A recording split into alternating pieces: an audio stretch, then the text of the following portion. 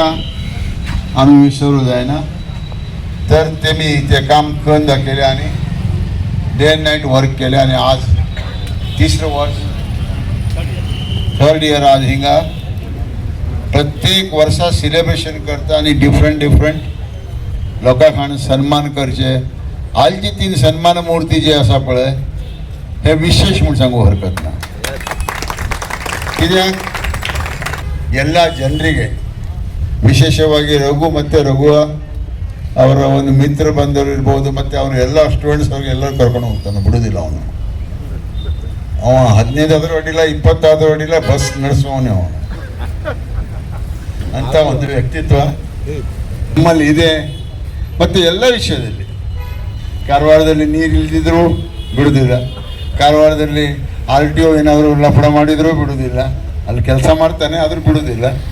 ಆಮೇಲೆ ಕೈಗಾದಲ್ಲಿ ಕಷ್ಟ ತಗೊಳ್ತಾ ಹೋದ. ಆದರೆ ಏನಾಗಿದೆ, ಕೈಗಾದಲ್ಲಿ ಒಂದು ಅರ್ಥ ಮಾಡ್ಕೊಂಡಿಲ್ಲ ಏನಂತ ಹೇಳಿ, it is a central government base government.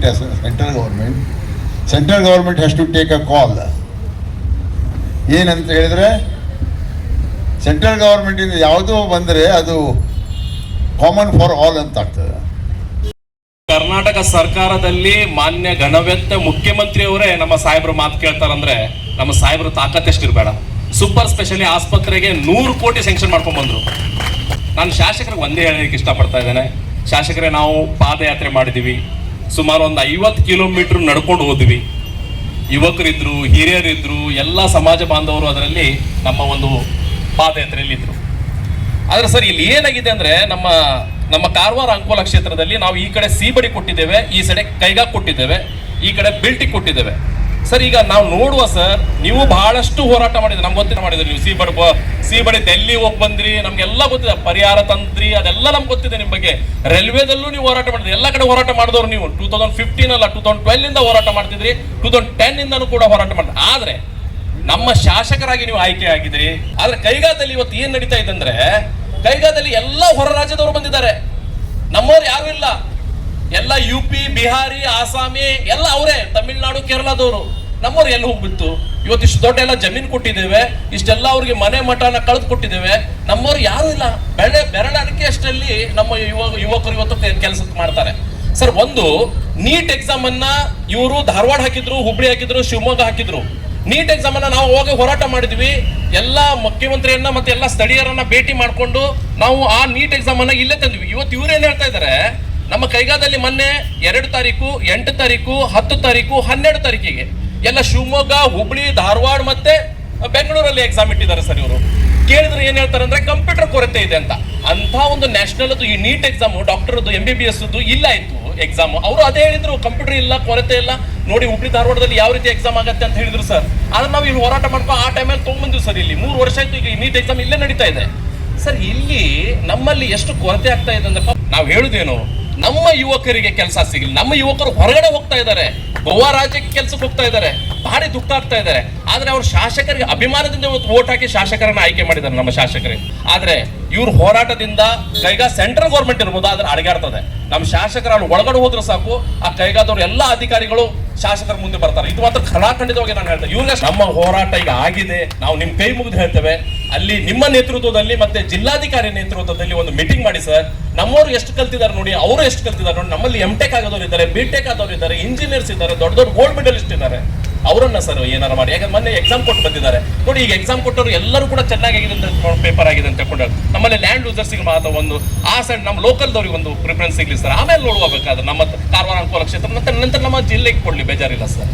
ಅದೊಂದು ದಯವಿಟ್ಟು ನಾನು ಎಲ್ಲರ ಪರವಾಗಿ, ಇಡೀ ಜಿಲ್ಲೆ ಪರವಾಗಿ ನಮ್ಮ ಶಾಸಕರು ಒಂದು ಕೇಳ್ಕೊಳ್ತೇನೆ, ಒಂದು ಸಮಾವೇಶ ಮಾಡಿ, ಒಂದು ಮೀಟಿಂಗ್ ಮಾಡಲಿ. ನಮ್ಮ ಶಾಸಕರ ನೇತೃತ್ವದಲ್ಲಿ ಒಂದು ಅಧ್ಯಕ್ಷ ಸ್ಥಾನದಲ್ಲೇ ಜಿಲ್ಲಾಧಿಕಾರಿ ನೇತೃತ್ವದಲ್ಲಿ ಅವರೆಲ್ಲ ಕೈಗೆ ಆಫೀಸರನ್ನ ಕರೆದು ಒಂದು ಮೀಟಿಂಗ್ ಮಾಡಲಿ.